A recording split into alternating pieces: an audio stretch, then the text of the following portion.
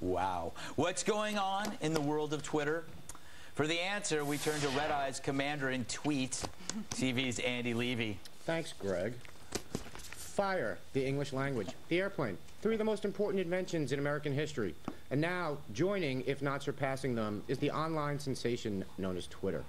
Let's get right to it, starting with some big news from David Gregory, host of NBC's Meet the Press. He tweets, "Caps win." What does that mean, Andy? Well, I did some digging, Greg, and apparently every afternoon at 3:30 after his fourth Long Island iced tea, Gregory holds a competition between lowercase letters and capital letters on his computer. And on this particular day, the Caps won. You're kidding me, right? I wish I were, Greg, but my sources at NBC News tell me he does this every day, and he takes bets.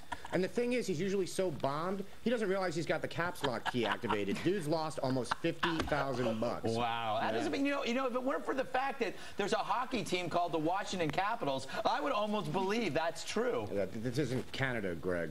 Nobody knows about that. It's true. All right. Well, what else do you have, Andy? Up next is CNN's Rick Sanchez, who on April 29th tweeted, "Okay, gots to go tuck the kiddies in. My turn." So what's the news there? Well, two huge pieces of news there, Greg. First, Sanchez is so freaking awesome that he can get down verbally with the young people by saying things like "gots to go," which makes sense because when you think hip, you think CNN. That is true. Oh, yeah. And secondly, Greg, it turns out that Sanchez was still at work when he tweeted that it was his turn to tuck in the kiddies. And my sources at CNN tell me that the kiddies he's referring to are Lou Dobbs and Wolf Blitzer. Really? Yeah. They're adorable. Apparently, CNN employees are contractually obligated to take turns tucking them in. Though I'm told they like it best when Larry King does it because he tells them funny bedtime stories about his various misadventures as a corporal during the Civil War. That's unbelievable, Andy, in the sense that I just don't believe it. That's fine, Greg. It doesn't believe you either. Well, do you have anything else? I sure do, Greg. You may remember that around a year ago, the delightfully quirky CNN correspondent Richard Quest was busted in Central Park with some drugs in his pocket, a rope around his neck that was tied to his genitals, and a sex toy in his boot. I do remember that. Yeah. Well, sadly for we Americans, he's back in London, and here's one of his tweets from the other day. "To the gym. Shall I use the big heavy thing in the corner, the uncomfortable machine by the door, or the nasty widget by the mats?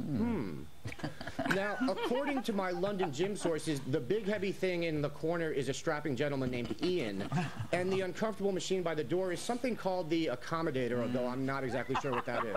I can show you later, Andy. Cool, it's not a difficult thing to master. I appreciate it. What's the nasty widget by the mats? Well, Greg, my sources tell me that's actually a typo. It should read the nasty midget by the mats. That makes it, you know, they're called little people. That just outrages me, but outrages me. Absolutely. Yes. Anything else?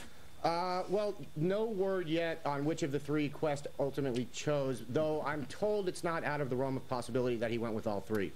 Well, that is definitely interesting. I certainly hope you keep us posted as these things develop. I certainly hope I keep you posted as these things develop, Greg. Yes, I will. Yeah. I will hope that you'll, whatever he just said, to the next level.